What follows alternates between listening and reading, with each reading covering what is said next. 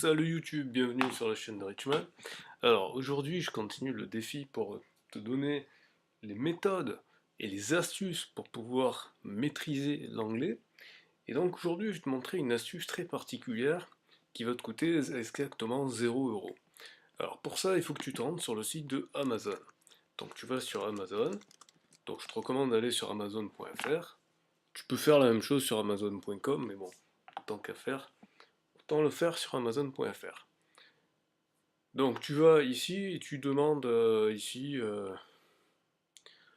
à regarder les livres. Voilà, tu vas sur tous les livres, ou tu vas directement sur les livres anglais et étrangers. Voilà, c'est encore mieux. Là tu choisis comme langue l'anglais, parce que c'est ce qu'on cherche à faire, mais en fait cette méthode est valable pour les autres langues. Et ici surtout ce qui est intéressant, c'est que tu vas regarder à prix et tu vas sélectionner de 0 à 5 €. Et tu pourras donc télécharger les livres à 0 €. Voilà. Bon, là, je sais pas si ça va marcher avec Thor, mais bon, voilà. Je l'ai testé avec mon compte, ça marche, et j'ai déjà téléchargé des livres comme ça. Voilà, bon, vu que ça met un peu du temps et que c'est pas l'objectif, je t'invite à tester par toi-même. Si jamais tu as un problème, tu le mets dans les commentaires et je te répondrai, parce que moi j'ai testé, ça a marché. Voilà, donc on va déjà, premièrement, prolonger ce qu'on avait commencé la dernière fois. Donc English Language, on était allé sur la page de Wikipédia et on avait vu que il y avait des petites blagues dans la version française par rapport aux statistiques de nombre de mots qui viendraient du français. D'accord, donc ça c'était la page anglaise, hein, je te rappelle. Voilà, et donc je vais regarder la traduction ici. Voilà.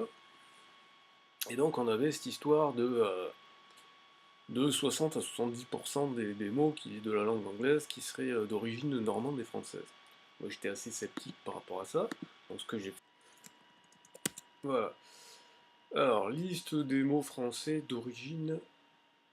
Enfin, liste des mots anglais d'origine française. Voilà, list of English words of French origin. Bon, blablabla. Et eux ils disent 45%. Donc déjà, c'est pas du tout le même. C'est pas du tout le même nombre. Entre 60 et 70% et 45%, il y a quand même une différence notable. Voilà. Donc après, là, il y a tous les champs d'influence, le féodalisme, etc. Je vais pas prendre cette liste-là, je vais plutôt prendre cette liste ici. Alors, ça, voilà ce que j'ai fait. Voilà. J'ai mis le lien qui mène directement sur le site Word Reference, parce que le site Word Reference, il a cette fonctionnalité dont je n'ai pas parlé hier, c'est que Immediately. tu peux écouter la vraie prononciation. En plus ici, tu as la phonétique qui a été écrite. Alors pour l'instant, je ne maîtrise pas du tout la phonétique, donc je ne vais pas du tout te parler de phonétique plus en détail, mais en attendant, voilà, ça c'est de la phonétique quand même. Et tu peux modifier les accents, donc tu as l'accent US par exemple, Immediately. tu as l'accent UK, Immediately. et puis après tu as des différentes variantes. Alors RP, je sais pas ce que c'est, Yorkshire c'est une région du Royaume-Uni, tu as Irish Immediately. aussi, et Scottish, et Jamaican, bref, voilà. Seul truc qu'on peut regretter, c'est qu'il n'y a pas l'Océanie, il n'y a pas les accents genre australiens ou néo-zélandais. Bon, mais voilà. Donc tu as une petite liste comme ça. euh, Immediately, current, qui veut dire donc actuel, courant. Price, name, baby, queue. Queue c'est la queue, mais uniquement dans la file d'attente. D'accord? Parce que la queue, par exemple, la queue d'un animal, c'est tail. Tu as harp pour la harpe, apparently pour apparemment, successively pour successivement, dance pour danse et age pour âge et just pour juste. Alors pourquoi est-ce que je te parle de vocabulaire? Je vais te montrer quelques chaînes YouTube qui donnent exactement les conseils que je suis en train de te donner pour te montrer et puis en même temps pour te montrer des chaînes intéressantes que tu pourrais suivre. Donc je tape James English. Il a de nombreuses vidéos, ça fait énormément de temps qu'il fait des vidéos. Et en plus, il est affilié à un site, alors leur site, je ne suis jamais allé. parce que ça m'intéresse pas trop les quiz, les trucs comme ça, je trouve ça un peu nul. Une langue, c'est pas fait pour faire des quiz, une langue, c'est fait pour parler, donc je vois pas trop l'intérêt de faire ça. Mais par contre, sa chaîne YouTube et la chaîne de ceux qui sont dans leur même site est intéressante. Enfin, moi, lui, c'est un peu mon préféré parce que je trouve que il utilise tous les aspects de l'apprentissage, c'est-à-dire que déjà, c'est fun, il se prend pas au sérieux. Et tu le vois d'ailleurs sur ses miniatures, il est toujours en train de faire des poses un peu rigolotes. Et il donne des conseils vachement intéressants et très pratiques, et surtout que tu peux appliquer dans d'autres langues en fait. C'est ça qui est intéressant. Alors, je cherche la vidéo que je veux te montrer. Ah, voilà, c'est dans celle-là. How to learn English. Donc en fait, en gros, il t'explique par où il faut commencer. Et il donne des conseils très pertinents par rapport à d'autres vidéos que j'ai vues, notamment un que je te déconseille fortement. Il te présente comme le meilleur, je sais pas quoi. Sa vidéo elle fait 30 minutes, le mec il met 21 minutes pour te livrer un truc que James il donne en quelques instants. Hi, James Greer. Bon, James on va pas Greer. regarder toute la From vidéo, England. mais voilà. Not Bond. And I know you think I was going Bon to say voilà, il fait ses blagues là, et le premier truc qu'il dit en fait, c'est que la première étape c'est le Bond. I vocabulaire know. But listen. avant la grammaire, d'accord? Et il fait partie des gens comme moi qui disent que la grammaire c'est important aussi, mais ça vient après, d'accord? Je te mettrai dans la description un certain nombre de listes de vidéos intéressantes. Une autre vidéo de lui très intéressante que je recommande de regarder, celle-là. C'est celle-là.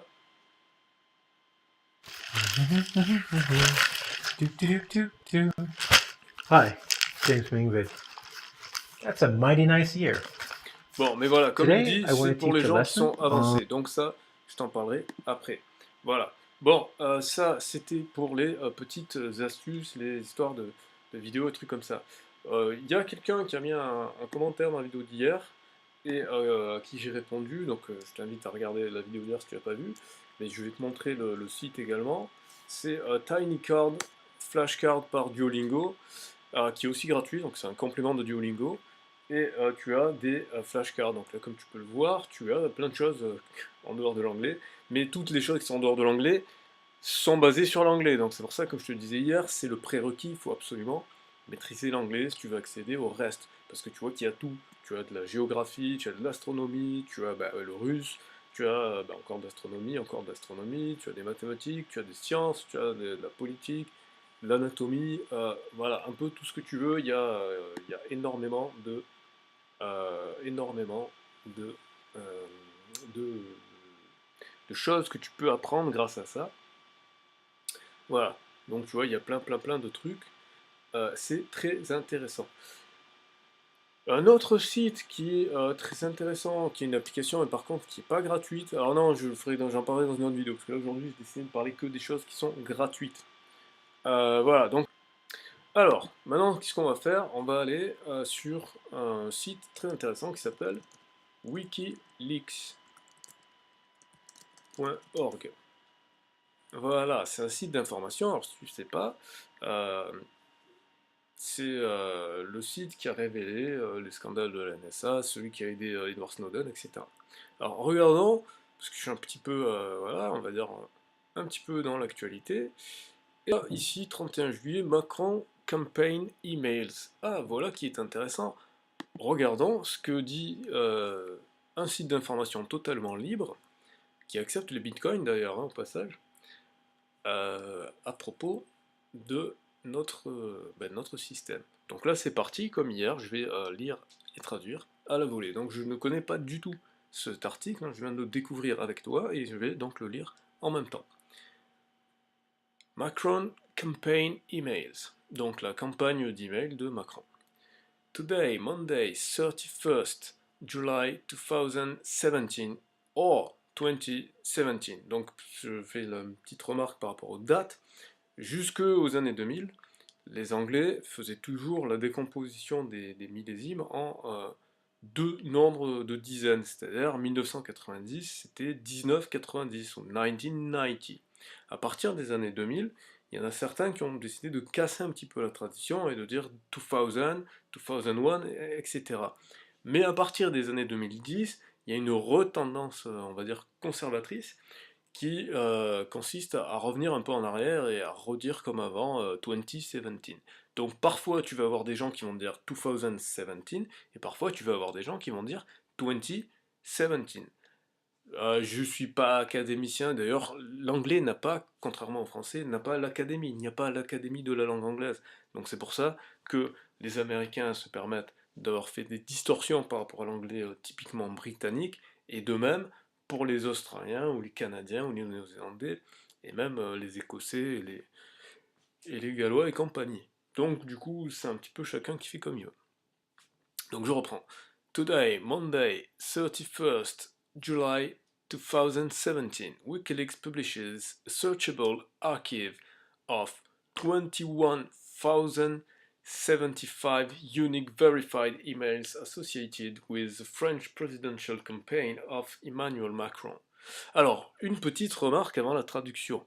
Les anglo-saxons, pour les nombres et la façon d'écrire les nombres, comme nous, ils utilisent le même système décimal et ils utilisent aussi également ce même regroupement qu'on fait en unités, dizaines, centaines, puis après, hop, milliers, unités de mille, dizaines de mille, centaines de mille, hop, millions, etc. C'est-à-dire tous les trois coups, on fait un décalage. Et ils vont plus loin que nous, qui ne faisons simplement un décalage en faisant un espace parfois ou pas toujours, c'est pas obligatoire en français. Et en anglais, par contre, c'est obligatoire de mettre une virgule pour marquer ce décalage, pour bien savoir que avant la virgule, ce sont les unités dizaines, centaines, après la virgule, ce sont unités de mille, dizaines de mille, centaines de mille, etc. Et après, pareil, quand il passe au million, il y a encore une virgule qui est rajoutée. Donc la virgule, lorsqu'on a des chiffres en anglais, n'a pas du tout la même fonction que la virgule que nous on utilise pour les nombres à virgule, comme 2,5 par exemple.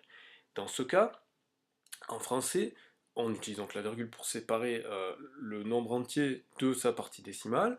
En anglais, c'est ce qui va faire ça, ça va être le point. D'ailleurs, si tu as déjà utilisé des logiciels un petit peu, tu remarqueras que pratiquement tout le temps, les logiciels utilisent le point comme séparateur décimal. Voilà. Donc, ici, c'est bien 21 075 et non pas 21,075. Donc je traduis tout ça. Aujourd'hui, lundi 31 juillet 2017, Wikileaks a publié une archive de recherche de 21 075 emails uniques vérifiés associés avec la campagne présidentielle d'Emmanuel Macron.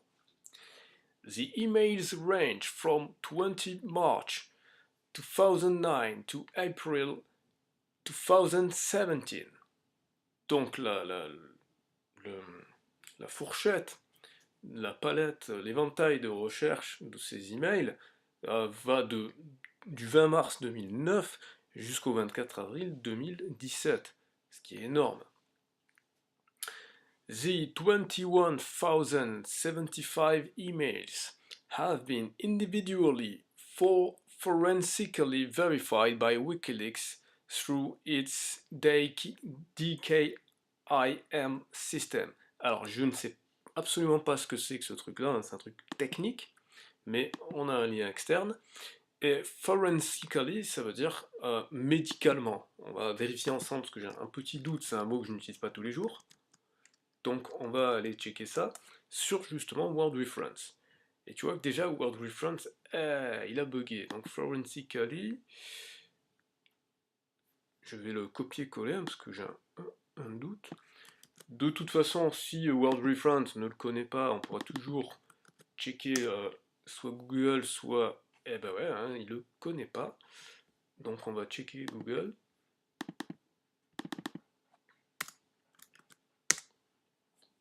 Donc c'est un mot très spécifique. Ok, alors on a Lingué qui est pas mal aussi parfois. Ah, judiciairement, voilà. Donc ça vient de forensic. Judiciaire, alors je suis surpris que Word Reference ne l'ait pas trouvé. Par contre, si je mets forensic tout seul, voilà, médico-légal, ouais, c'est judiciaire dans ce sens-là. Médico-légal, c'est bien dans ce sens-là que je connaissais. Ok. Alors, donc on revient à notre affaire. Donc, DKIM verification, Alors, on voit qu'il y a un petit peu de texte un peu long, donc pour pas trop s'éparpiller, on va quand même lire notre en-tête, et après on reviendra sur cette histoire. The full archive. Attends, oui, si, j'ai traduit. Donc je redis, hein, c'est donc les emails vendus. Non, ça on l'avait traduit. Donc les 21 075 emails ont été. Bah oui, c'est ça, ont été vérifiés minutieusement, en fait, ça veut dire. De façon que dans la légalité, par Wikileaks à travers leur système, bon, qu'on verra un petit peu plus tard. The full archive of 71,848 emails with 26,506 attachments from 4,493 Unix senders is provided for context. Donc l'archive complète des 71 848 emails avec 26 506 attachements des 4493 expéditeurs uniques est fournie pour le contexte. WikiLeaks only certifies as verified the 21,075 emails marked with its green DKIM verified banner. However, based on statistical sampling, the overwhelming majority of the rest of the emails archive are authentic. Donc, c'est là que justement notre ami World Reference, quand j'ai un doute sur la prononciation, je vais sur World Reference, et je ne me mets pas en Irish, je me mets en UK ou en US, là pour le coup. Authentic. Authentic. Peut-être UK, ce sera plus propre. Authentic. Authentic. Ok? Voilà. Donc quand il y a des mots comme ça où on n'est pas sûr, faut pas hésiter à revenir sur Word Reference. Il faut savoir Google Traduction le fait aussi, mais je crois que la voix elle est plus robotique. Bref, donc ici, qu'est-ce qu'ils nous disent? Donc ils nous disent que Wikileaks certifie qu'il a vérifié donc ces 21 075 emails marqués avec le label vert DKYM vérifié. Cependant, ou toutefois, basé sur un échantillon, sampling c'est un échantillon, statistique, the overwhelming, alors overwhelming j'ai un doute, donc, comme je l'ai dit, quand on a, c'est overwhelming, hein, pas, mais je l'ai mal orthographié, et donc ce que je devrais faire quand j'ai un doute comme ça, que je check pas bien le truc, c'est hop, je le prends comme ça. Ah bah non, je l'avais bien écrit. C'est juste que bah là, ouais, Word Reference sur ce coup-là, ils sont un petit peu, légers. Alors ici, on est en mode anglais-français, on va voir. Alors, soit c'est overwhelming, et ils ont fait une faute de frappe, ce qui pourrait être possible parce qu'ils me proposaient overwhelming, qui veut dire surmonter, enfin, accabler plutôt, je veux dire. Accablant, écrasant, ouais, ce serait plutôt ça, je pense. Donc je pense qu'il y a eu une faute de frappe ici. Et si on a un doute comme ça, on peut prendre la phrase complète et on va sur Google Traduction.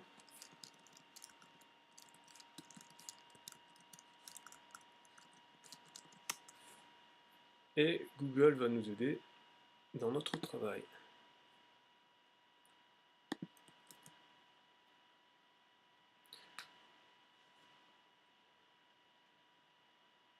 Alors, ce qu'on peut faire pour isoler le problème,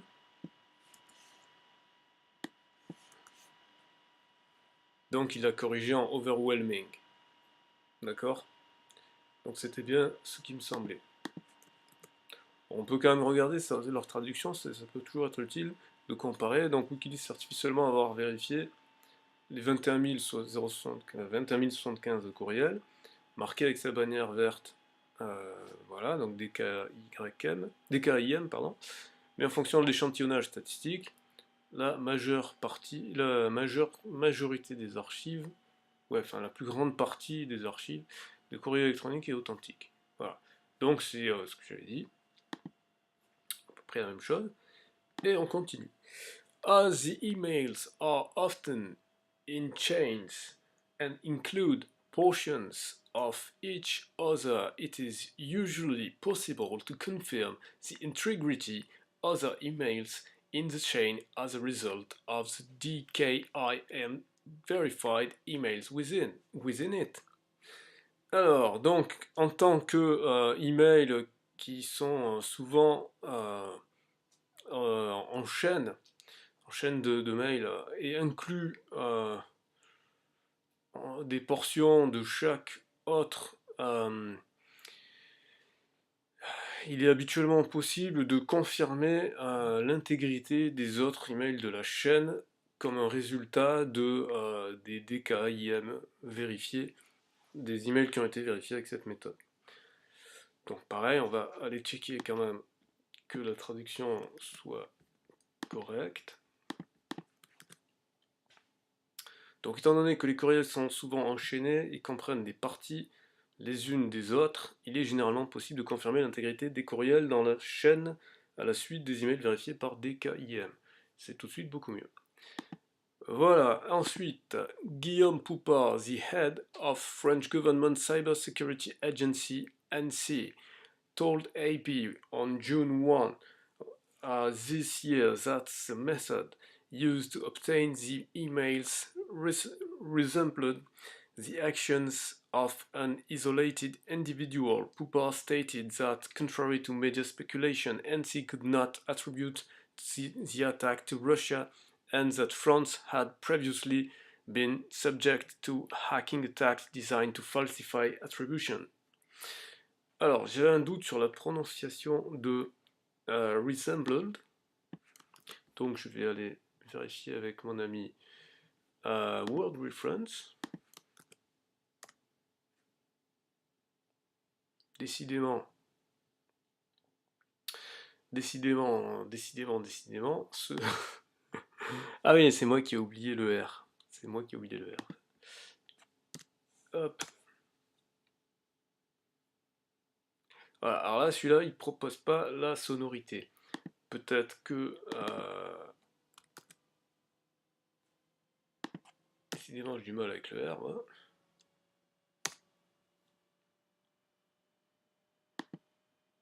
To resemble. To resemble. Ok, donc to resembled. Ok, donc, qu'est-ce que je disais? Donc, Guillaume Poupard, le chef de la du chef de l'agence ANSSI de cybersécurité du gouvernement français, a dit à AP, alors je ne sais pas quel est le sigle ça représente, le 1er juin de cette année, que la méthode utilisée pour obtenir les emails ressemble aux actions d'un individu isolé. Poupard a déclaré, to state, c'est déclaré, que contrairement aux spéculations des médias, l'ANSSI ne peut pas attribuer l'attaque à la Russie et que la France a été préalablement sujette à des attaques conçues, tout design c'est concevoir, pour falsifier l'attribution. Voilà, donc c'est très instructif, je mettrai le lien dans la description. Je vous invite à lire cet article. Voilà, donc on a appris pas mal de vocabulaire. Hein, donc si on regarde un petit peu le vocabulaire qu'on a vu, donc qu'est-ce qu'on a vu comme vocabulaire? Tac, tac, tac, tac, tac. Overwhelming, accablant. Et on a vu resemble, donc qui ressemble en fait. Donc c'est, enfin je vais vérifier là, mais ouais c'est ça qui ressemble. Donc c'est aussi, on peut le rajouter dans la liste des mots qui sont des vrais amis. C'est les mots qui sont très proches du français. Voilà, donc c'est à peu près tout pour cette vidéo. Donc comme tu as pu le voir, c'est un exercice qui n'est pas forcément évident parce que c'est des articles qui utilisent un vocabulaire un petit peu soutenu. Mais voilà, c'est comme ça que je vais procéder, hein, toujours en modifiant les approches, en modifiant les sources, en traitant des sujets différents. C'est comme ça que l'on peut progresser et avoir une approche réelle. Parce qu'encore une fois, je le dis, l'objectif, c'est à travers ces vidéos, c'est de montrer comment te former tout seul pour pouvoir être opérationnel. Parce qu'il y a quand même quelque chose d'important à dire. Quand on apprend une langue, il y a quatre aspects fondamentaux dans ça, c'est valable pour toutes les langues. Il y a 2 entrées et 2 sorties. Les 2 entrées sont la lecture et l'écoute. Les 2 sorties sont l'écriture et la parole. Si tu es dans un milieu professionnel, tu vas devoir maîtriser les 4, c'est indispensable. Si tu es dans un objectif de voyage, ce qui va être indispensable pour toi, ça va être de maîtriser les 2 entrées, hein, ça c'est de toute façon indispensable, tu peux pas, et de maîtriser la sortie de la parole, c'est ce qui est le plus important.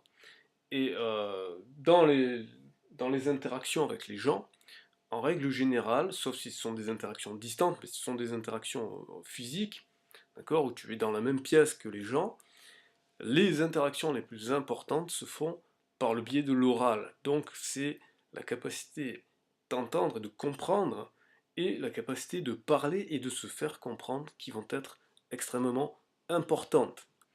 Voilà, donc j'espère que cette vidéo t'a plu. Si c'est le cas, ben, tu mets un pouce vers le haut et tu n'hésites pas à la partager, à t'abonner si ce n'est pas déjà fait.